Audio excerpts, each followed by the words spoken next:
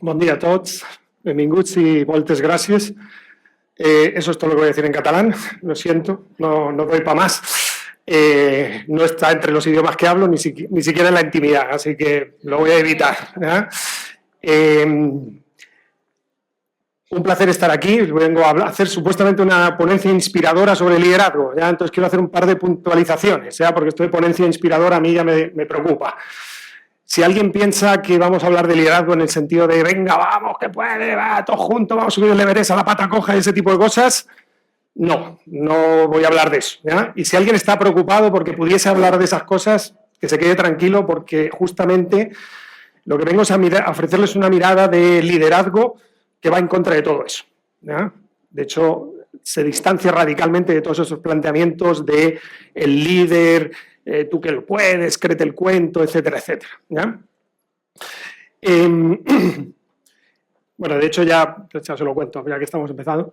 Yo toda mi vida odié el liderazgo, toda mi vida, ¿ya? Yo me crié en un colegio alemán y desde muy niño me enseñaron que había que tener cuidado con los líderes, ¿ya? El líder en alemán se dice Führer, ¿ya? Y había motivos para tener cuidado con esas experiencias. Entonces, desde muy niño siempre tuve una actitud muy crítica con el liderazgo, con las autoridades, y bueno, yo vengo del mundo de las teleco originalmente, me hicieron top talent en Ericsson, me decía, tú créetelo y que tú puedes y tal, y me sonaba todo un ejercicio de egocentrismo y manipulación, ¿me explico? Y entonces siempre lo desprecié mucho.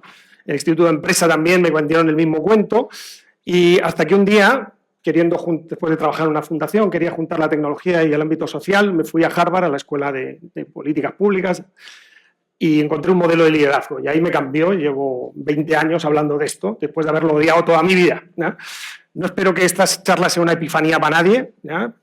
Pero sí que al menos nos inspire a ver el liderazgo desde una mirada distinta, que yo creo que es mucho más útil en el mundo que vivimos y sobre todo mucho más necesaria. Porque mi sensación, supongo que la compartiréis, estamos volviendo a estos liderazgos bastante primitivos, bastante jerárquicos, bastante autoritarios, ¿ya? Y justamente la idea y lo que yo creo que necesitamos en los mundos actuales es otra cosa, ¿ya? Así que voy a hablar de eso, de una invitación a mirar el liderazgo desde un sitio distinto que ojalá os resulte práctico y útil en el día a día y en la actividad que hacéis, ¿de acuerdo? Bueno, para eso lo primero que tenemos que hacer es desafiar algunas cosas del liderazgo tradicional. ¿Ya? Este liderazgo que os decía que yo siempre he odiado bastante. Un primer problema con el liderazgo en general, no solo con el tradicional, es que, imaginaros, es que no sabemos de qué hablamos cuando hablamos de liderazgo. Esto es algo que yo he comprobado hablando con mucha gente. Tú les preguntas qué es liderazgo, escribe una definición, te pones a preguntar en la sala y si hay 20 personas hay 35 definiciones. La gente tiene un montón de ideas del liderazgo, las cambia según, ¿ya? Y uno oye la radio y hablan de liderazgo y resulta que, pero no tenemos claro lo que es líder, ¿ya? Es más, si llegase aquí un marciano, si llegasen los marcianos aquí a Barcelona y se bajase el marciano de turno a decirnos, llevadme ante vuestro líder, ¿ante quién le llevaríamos? ¿A quién le llevaríamos? Iba a poner un montón de fotos de políticos aquí, digo, me lo voy a ahorrar porque me voy a pisar, ¿ya? Pero ¿a quién le llevaríamos? Y probablemente nos empecemos a dar cuenta que no vamos a tener consenso de quién es ese líder. ¿Y por qué? Pues porque en el fondo no tenemos claro lo que es el liderazgo. Hay una escuela tradicional del liderazgo que lo asocia, y es por eso pensamos inmediatamente, seguramente que estamos pensando aquí en algún cargo jerárquico importante, probablemente en algún político, porque hay una idea del liderazgo asociada a la jerarquía, a la autoridad, ¿ya? Y esa es la mirada tradicional que hay que desafiar. La mayoría de los modelos de liderazgo, las escuelas de liderazgo, que hay muchas, cada una tiene su mirada y su concepción, la mayoría de ellas parten de un supuesto, y es que hay alguien que es este pastor del rebaño. Hay alguien que es especial y que está llamado a conducirnos, a nosotros pobres borreguillos, hacia algún objetivo, ¿ya? Y lo mejor que podemos hacer todos nosotros es seguir a esta persona, ¿ya? Entonces ahora pues aparecen un montón de pastores del rebaño que están tratando de reconfigurar el mundo desde esa actitud de yo lo tengo todo claro, yo sé lo que hay que hacer y los demás pues os aguantáis porque mis soluciones son las buenas, ¿ya? Bien, estos modelos tradicionales de liderazgo, esta idea del pastor del rebaño, tiene su utilidad. Yo no voy a decir que no, ojo con esto. Tiene su utilidad en ciertas situaciones, cuando sabemos dónde está la solución. Es decir, Si vivimos en un mundo donde hay una solución para este rebaño de ovejas, ¿dónde está el pasto en febrero? Pues aquí. ¿Dónde está en agosto? Allá. Bueno, pues vamos para allá, no reinventamos la rueda, es más eficiente y todos salimos ganando, ¿sí? Bien, eso puede funcionar, pero en un mundo estable. Ese es el problema. Cuando el mundo es estable, las soluciones dadas por esta persona que sabe son sostenibles en el tiempo y nos generan valor. Pero tiene un montón de problemas, y cada vez más, y eso es lo que me interesa. Primer gran problema, que genera dependencia. ¿Qué pasa cuando no está el pastor? Pues que las ovejas se quedan paradas. ¿Qué pasa cuando el pastor no sabe?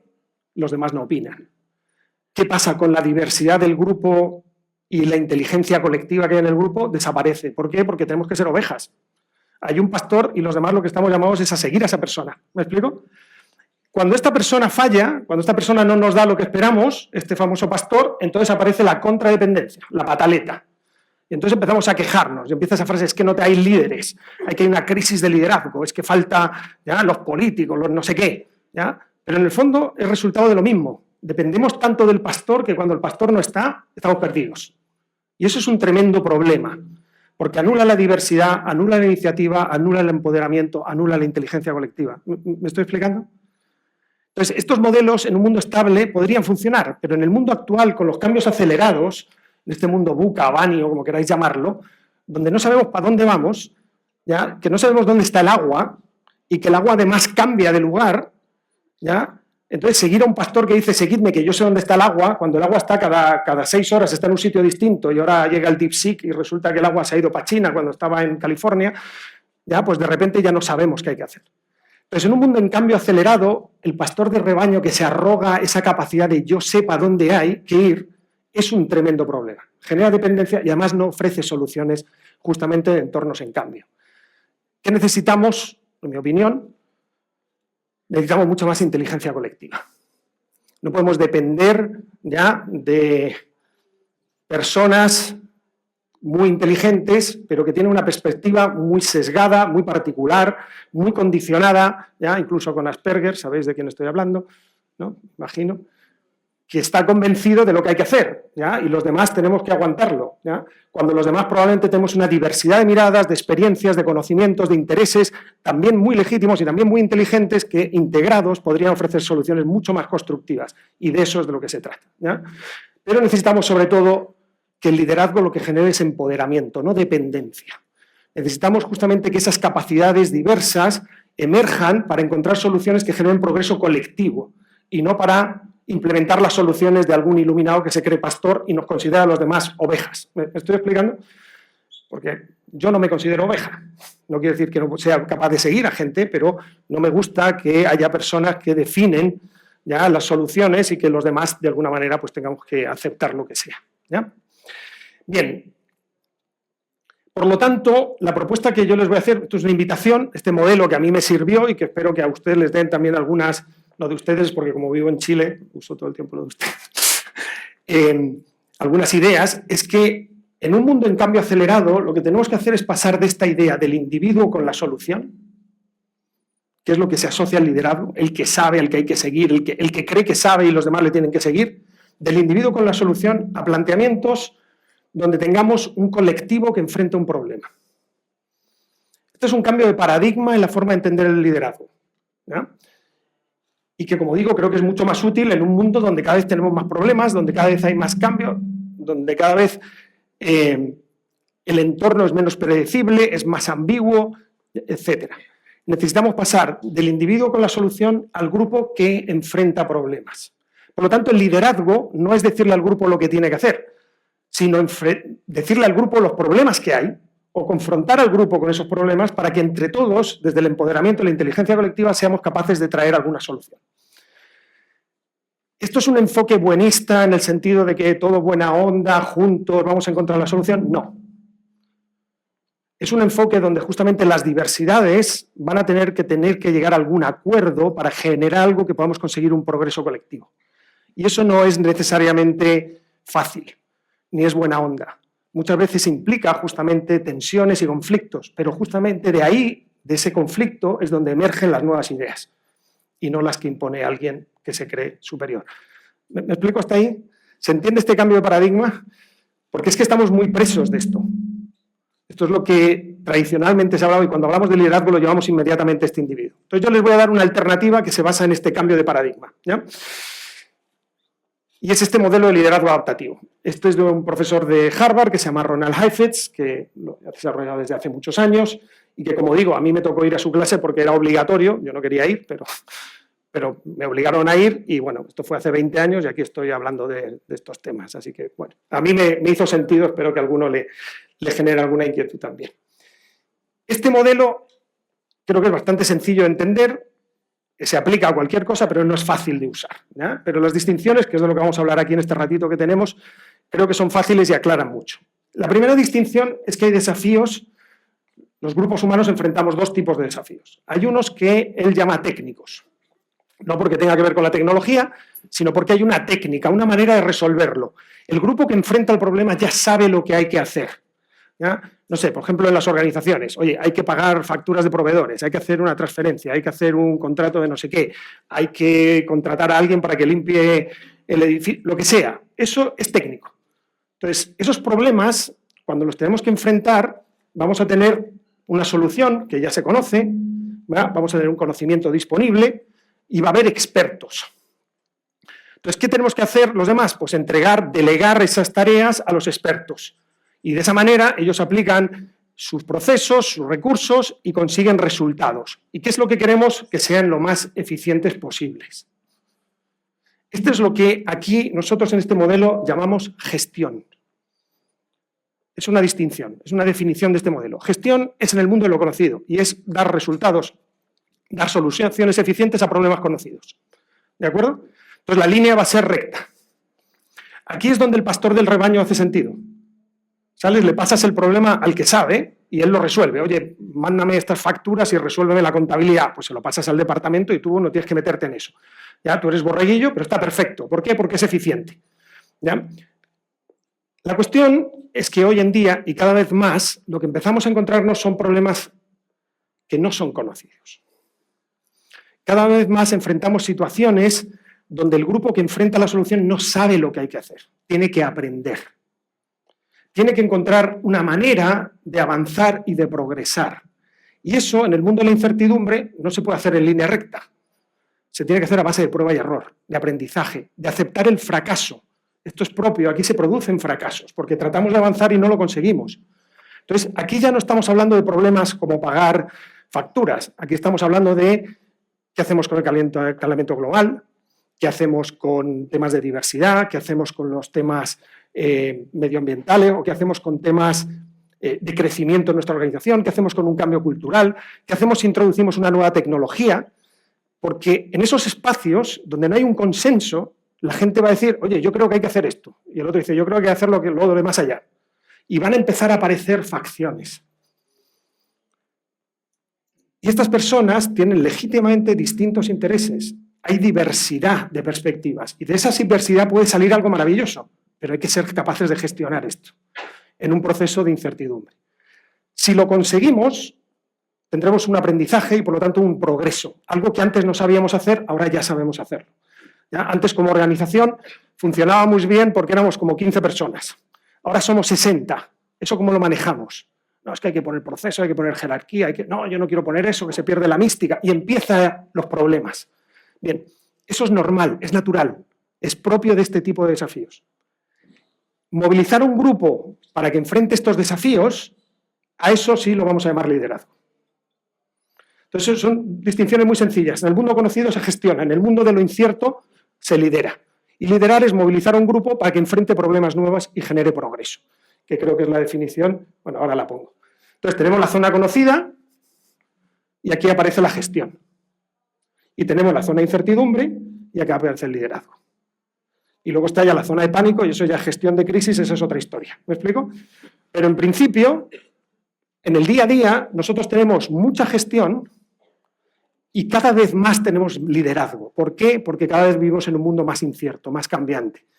Cuando empezábamos a acostumbrarnos a hacer las cosas de una manera, llega un último cambio tecnológico o el último cambio geopolítico o la última lo que sea y empezamos a encontrarnos con una situación que no sabíamos manejar.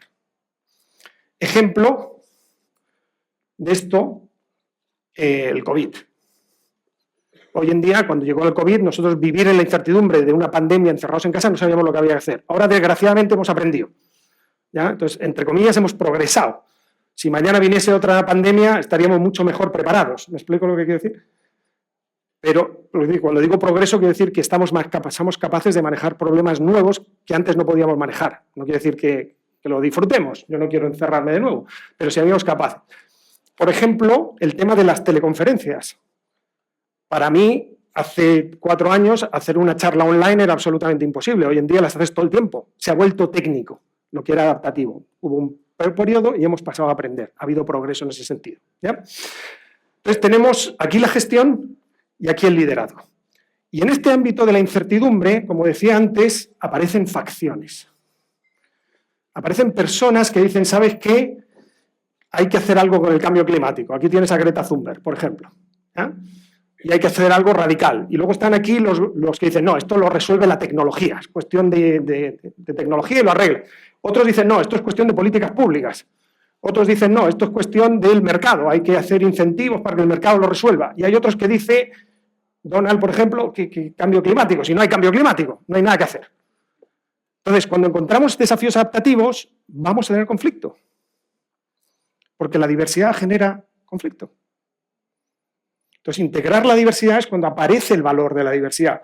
Pero, por definición, cuando tenemos distintas perspectivas de lo que hay que hacer, vamos a tener que manejar conflicto. Y además, distintas emocionalidades. Porque aquí hay gente que estará muy preocupada y habrá gente que le dé lo mismo. Habrá gente indiferente, habrá gente enrabietada con el desafío, con el problema que sea. Y además, vamos a tener otro problema, que es que no tiene el mismo poder Donald Trump que Greta Thunberg. Es decir, en los desafíos adaptativos vamos a tener intereses distintos, emocionalidades distintas, agendas distintas y poder distinto. Y eso hay que ser capaz de manejarlo.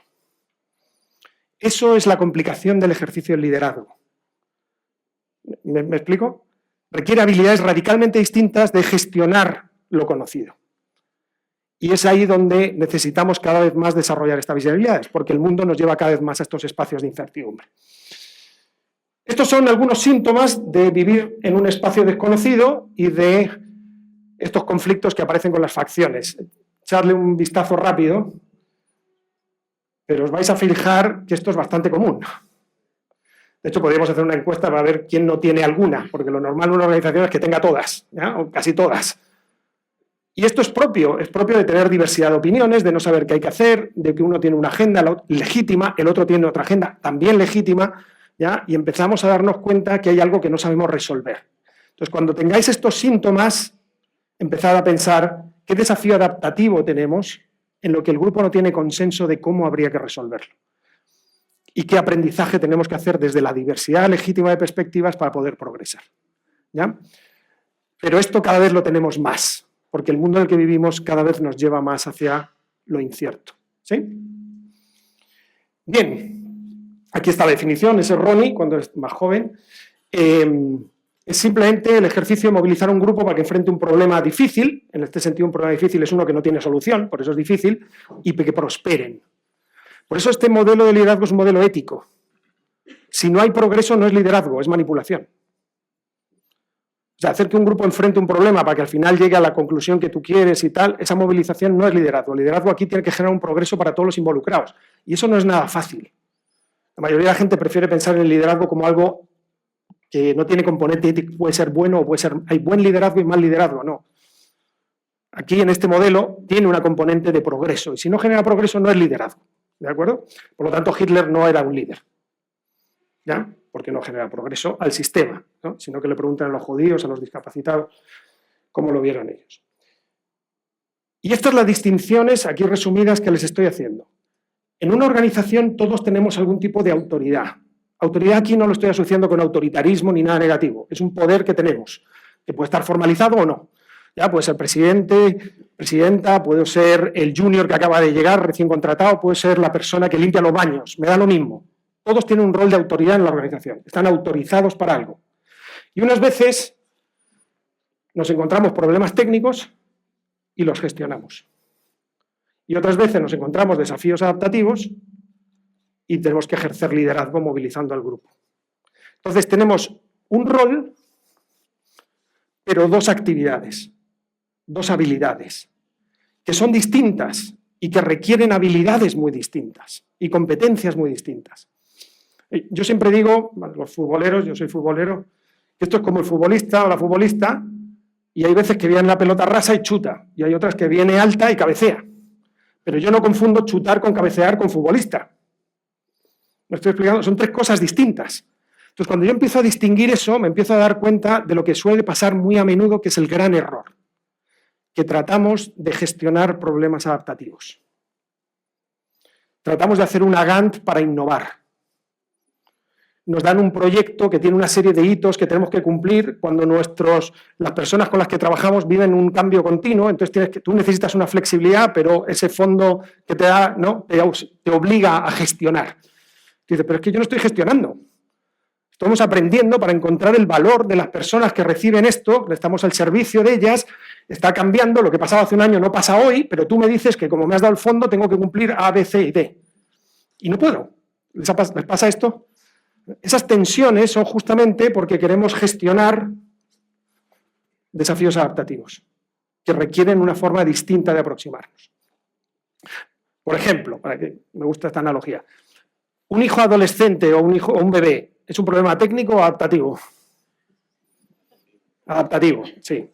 ¿A alguien se le ocurriría hacer una Gantt para gestionar la adolescencia de un hijo? Bueno, a algunos se le puede ocurrir, porque frikis ahí siempre ha habido, pero que no sirve para nada, eso lo tenemos todos claro, ¿sí o no? Bien, pues hay muchas empresas que quieren gestionar cambios. Y es igual de absurdo. El cambio no se gestiona. El cambio se moviliza, se incentiva, se acompaña, se desafía, lo que tú quieras. Se cataliza, el verbo que tú quieras, pero gestionar no. Porque el cambio es algo orgánico que está surgiendo justamente de lo incierto. Entonces, ¿cómo vas a gestionar lo incierto? Si pudiese gestionar lo incierto, no sería incierto. Entonces, el gran problema que tenemos es que muchas veces en las organizaciones o con los proyectos europeos financiados, nos dicen, quiero que gestiones un desafío adaptativo. Y ahí empiezan ya todos los problemas.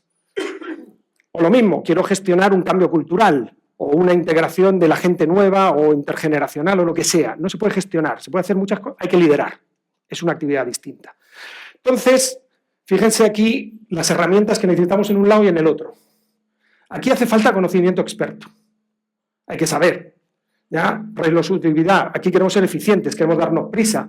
Hay que tomar decisiones rápidas. Oye, hay que hacer esto para fin de mes. Oye, pim, pim, pim, pam, mejor. Que lo haga el que sabe. Control de ejecución, que no haya desviaciones, que no haya errores. Este es el mundo del error. Aquí se producen errores. Los errores se producen en lo conocido. Entonces hay que controlar que no se produzcan errores. Hay que delegar tareas. ¿Quién sabe hacer esto? Menganito. Pues que lo haga Menganito, no vamos a inventar la rueda. Procesos, Gantts, presupuestos, políticas. Y aquí aparece algo que en el liderazgo tradicional gusta mucho, que es la motivación. Venga, vamos, que se puede, venga, un poquito más. ¿Por qué? Pues porque ganamos un poquito de eficiencia. ¿Ya? Pero es el único componente, digamos, emocional que hay aquí. Pero si vamos al otro lado, nos encontramos que las habilidades son muy distintas. Necesito diagnosticar cuál es el problema, qué es lo que está pasando que produce estos síntomas que les mostraba antes. ¿Qué vamos a hacer con ello? Aquí viene la estrategia, no el proceso. ¿Cómo vamos a cambiar esto? ¿Qué se nos ocurre? ¿Cómo vamos a ir? Y una estrategia es una apuesta, no es algo cierto, es algo que estamos intentando. Habilidades políticas. Si tengo por un lado a los beneficiarios y por otro lado tengo a la Unión Europea, yo tengo que tener habilidades políticas para manejarme ahí. O dentro de mi propio equipo, puedo tener un equipo donde hay un problema del tema que sea, ¿ya? Y hay personas que están en una postura, en otras, y uno tiene más poder. ¿Por qué? Porque lleva 30 años en la organización, la gente le quiere mucho, eso es poder. Y ahí hay que tener habilidad, mano izquierda, ¿ya? Y eso hace falta aquí. Aquí no hace falta, aquí se ejecuta.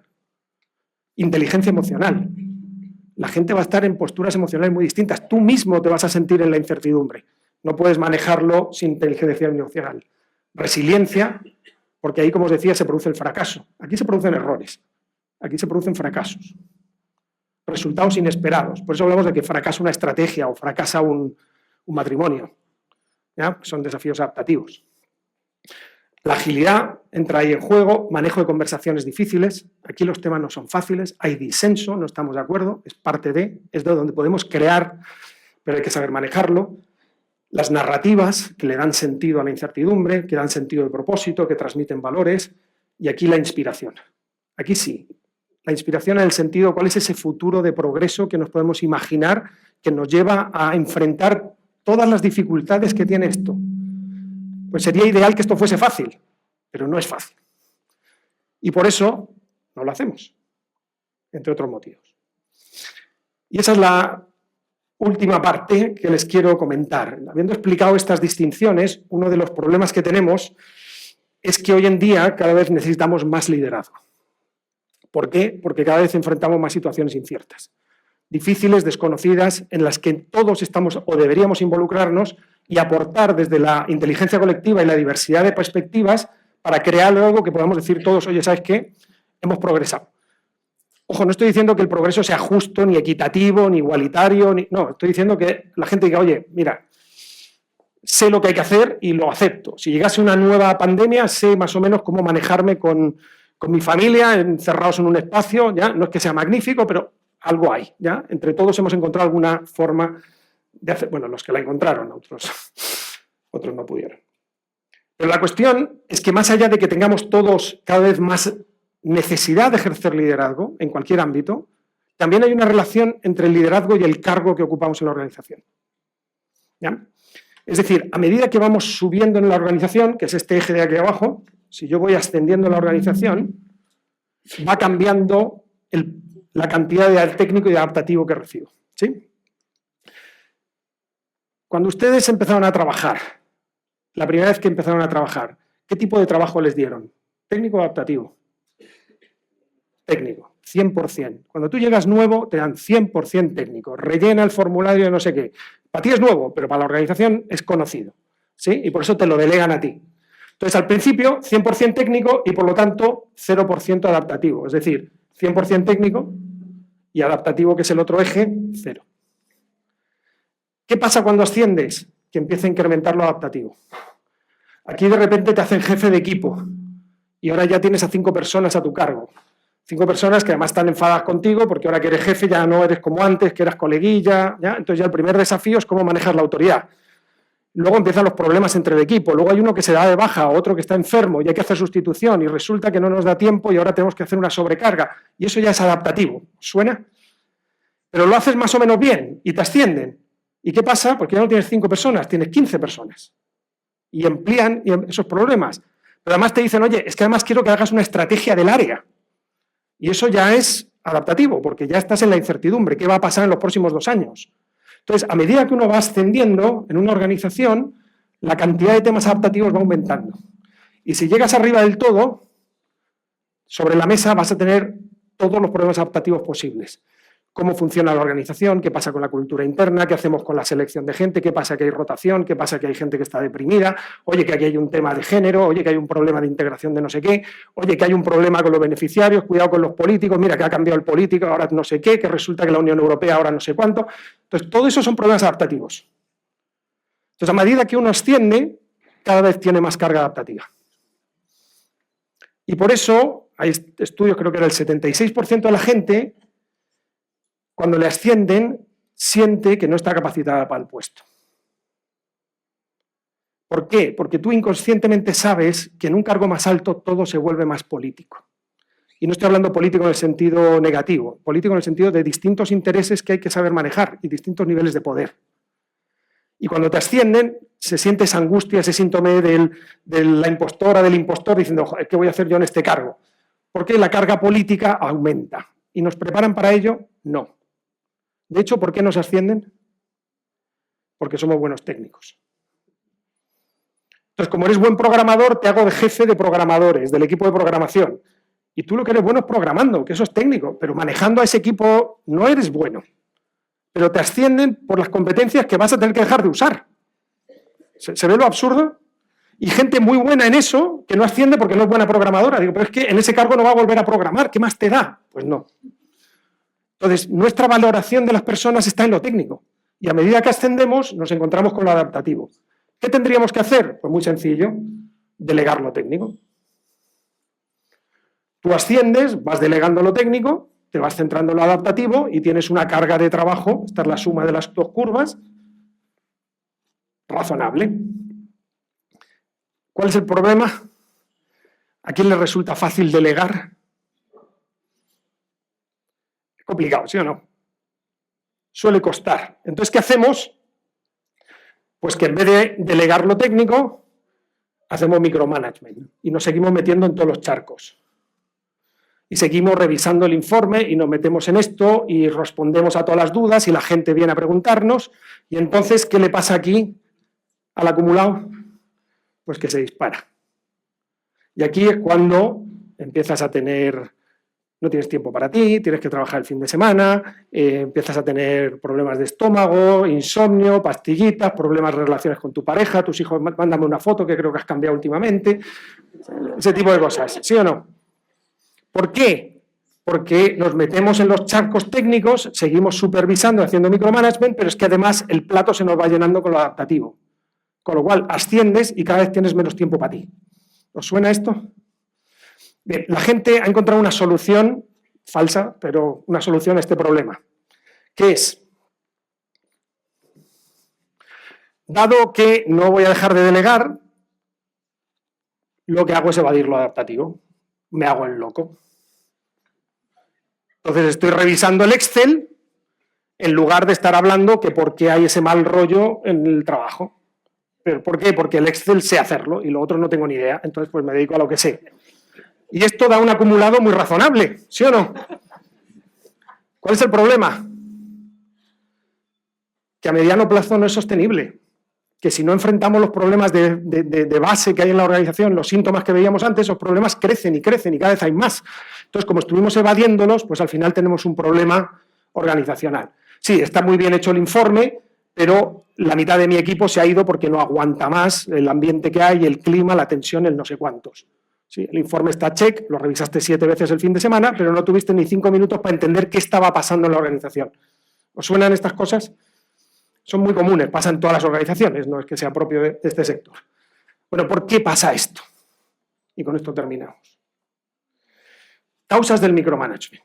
Bien, la primera es que no solemos, o la gente lo que me pregunto por qué, dice, no, es que no confío en el equipo.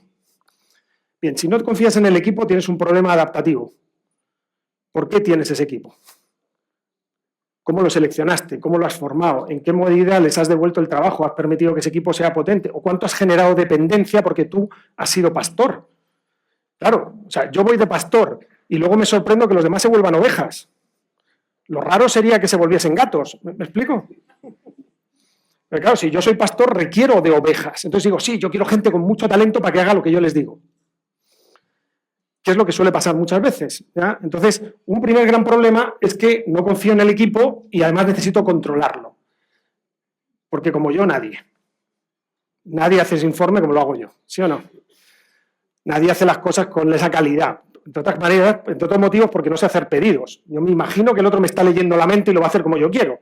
Pero eso sería mucha suerte.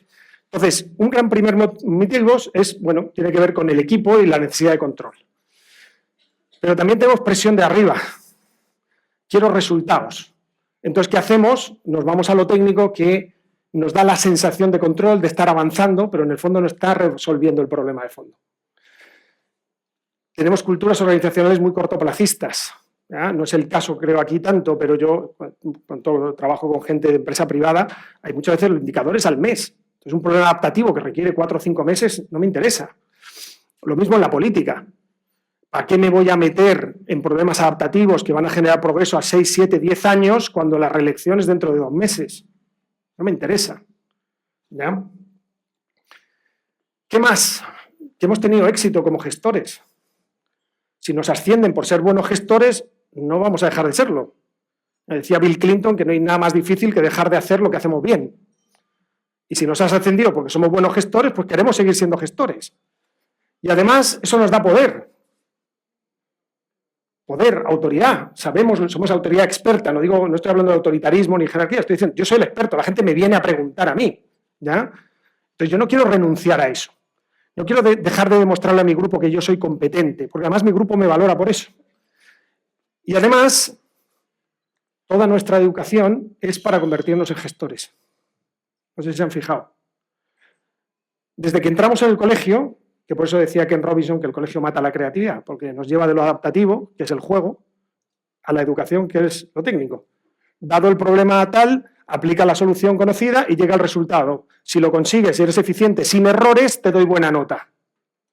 Entonces, desde que somos niños se nos valora, y nuestros padres también, por tener respuestas, por saber. Y eso nos lleva siempre al mundo de lo conocido. Nos lleva siempre a quedarnos en la gestión, porque es en el mundo donde nos hemos identificado con ello. Nuestra identidad está hecha alrededor de ser buenos gestores. ¿Ya? Y hay otro problema que no he puesto, que se me ha olvidado, que es el peor de todos. Que es que además la gente aprende que tú quieres validarte como experto. Entonces, ¿qué hace la gente? Te manda problemas. Te copian el mail. ¿Y qué haces tú para validarte? Te metes en el charco y lo resuelves. ¿Y qué aprende la gente? Que puede contar contigo el domingo para resolver el problema. ¿Y qué hace? Pues te manda otro mail. ¿Y tú qué haces? Le vuelves a contestar. Y entonces se genera una cultura de delegación hacia arriba. Entonces, tú quieres validarte, no tengas problema. No hay problema, yo te voy a dar motivos para que te valides, ¿ya? Y todos contentos. Se junta el hambre con la gana de comer. Tú te validas y yo me quito trabajo. Entonces, yo tengo un problema con el área de al lado y en vez de ir yo a empoderarme, a tratar de ver y manejar el tema, mando un mail a mi jefe con constancia del problema. Yo ahí ya me quedo parado, dependencia, y que venga el pastor del rebaño a regalarlo. Entonces, mucho cuidado porque hay un incentivo perverso, cultural, personal, organizacional, en perpetuar esto. Y además, es que en el otro lado tenemos un problema. Primero, no sabemos manejar la incertidumbre, no tenemos estómago, nos da miedo el fracaso. ¿Por qué? Porque desde niños nos han valorado por saber. Y el fracaso implica la humildad de reconocer que estás metiendo en un ámbito nuevo y que las posibilidades de fracaso son inherentes a la naturaleza de esos problemas. O sea, un científico no tiene problemas con que un experimento fracase. Lo asume como natural, es parte de estar en la incertidumbre. ¿Me explico? Pero los que nos hemos educado en un mundo mucho más de resultados concretos, el fracaso nos viene grande. Entonces tenemos mucho miedo y se nos desarrolla esta mentalidad de Carol Dweck, la mentalidad fija, donde evitamos los desafíos, evitamos el feedback, evitamos nuevas situaciones inciertas, etcétera, etcétera, ¿ya? En contraposición de la mentalidad dinámica, que es justamente la que anhela todo esto. Entonces, toda nuestra educación nos lleva de nuevo a estos planteamientos. Y además, en las organizaciones hay mucha falta de conciencia, muchas veces de largo plazo, que nos llevase a tratar de resolver estos problemas de fondo. Nos quedamos más en los superficiales, cortoplacistas, en poner un parche, pero, bueno, ¿y esto qué supondrá dentro de 3 años? ¿Estamos pensando en eso o estamos pensando, pues eso, en los impactos a medio? Luego hay gente que ve el problema, pero dice, ¿sabes qué? El que venga detrás que arree. Yo me hago el loco y cuando el problema sea más grande, pues ya vendrá otro después. ¿Ya? Esto pasa también mucho en política, porque el incentivo de nuevo es a corto plazo. Entonces yo me hago el loco y luego después ya veremos qué pasa dentro de 10 años con la vivienda, pero yo, como no estaré ahí, nadie va a hablar de mí. Luego tenemos muy poca cultura adaptativa en las organizaciones, culturas de promover el cambio, como de nuevo culturas cortoplacistas, de control, muy industriales, muy del área industrial. Y luego, sobre todo, que es lo que espero que cambie un poquito hoy, es que como no tenemos conciencia de estos desafíos adaptativos, es que ni siquiera los vemos. Si yo no tengo la distinción de que hay desafíos que son adaptativos y que no puedo aplicar las herramientas técnicas, pues como no lo veo, no puedo hacerme cargo de ello. Simplemente hay un dicho en Chile que dice que para un ciego todos los golpes son por sorpresa. Y aquí pasa un poquito eso. O sea, si yo no entiendo esto y soy ciego al concepto de adaptativo, pues cuando me exploten los problemas adaptativos me voy a quedar sorprendido y decir, ¿por qué me ha pasado esto? Si yo lo estaba gestionando tan bien. Con la Gantt perfecta que tenía, ¿cómo es que me ha salido mi hijo con estos problemas? Y la Gantt no daba margen para eso. Y luego, pues que toda esa lista de habilidades que os puse antes, capacidad diagnóstica, capacidad de estrategia, habilidades políticas, narrativas, manejo de conversaciones difíciles, inteligencia emocional, todo ese tipo de herramientas no las desarrollamos. Si os fijáis, en los colegios eso no se promueve. Se promueve lo técnico. ¿Y dónde aprendemos esto? Bueno, ese es un concepto técnico, efectivamente. Esto se aprende mucho en la calle, con el juego no estructurado, jugando con otros. Oye, ¿a qué jugamos? Ya tienes un problema adaptativo. Ponerse de acuerdo. Y una conversación difícil, no, es que este es el dueño de la pelota, ya tienes política. ¿Me explico? Claro, porque el dueño, entonces yo de niño era eso, ¿no? Convence, no, es que el dueño ha dicho que no, ya, pero es que están perdiendo 7-0, entonces yo voy con los que... Ya, y había que meterse en esos roles. Entonces un ámbito que cada vez hay menos, porque cada vez tenemos menos juego orgánico, cada vez más estructurado, cada vez más hay un entrenador que dice lo que tienen que hacer los niños, esto se está perdiendo. Y el otro ámbito donde se aprende mucho de esto es en la crianza.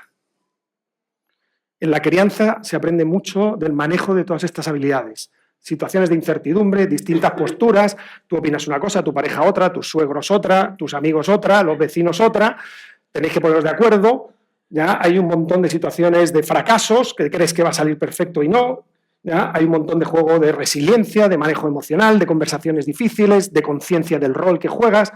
Entonces, en el ámbito de la educación, de la crianza, también es un ámbito donde se aprende mucho. Pero en el mundo de lo reglado hay muy pocas instancias donde realmente nos permitan meternos a aprender, a manejar las situaciones que cada vez son más necesarias en el mundo que vivimos. Nos han preparado, y seguimos preparando en general, a las personas para enfrentar los problemas del siglo XIX. Y vivimos en un siglo donde los cambios son tan acelerados que deberíamos estar aprendiendo una serie de habilidades que se van a volver cada vez más imprescindibles, que todas las organizaciones necesitan cada vez más y que cuanta más responsabilidad tengan en un sistema, más críticas se vuelven. Así que aquí la invitación es generar estas distinciones, si les parecen razonables, y empezar a entender la naturaleza distinta de lo que enfrentamos en el día a día. Porque si los empezamos a manejar de forma distinta, es más probable que tengamos éxito. Aunque siempre las posibilidades de fracasar en el mundo adaptativo, por su propia naturaleza, van a estar ahí. ¿De acuerdo? Así que esa es la invitación, espero que les haya hecho un poquito de sentido las distinciones y nada, pues muchas gracias.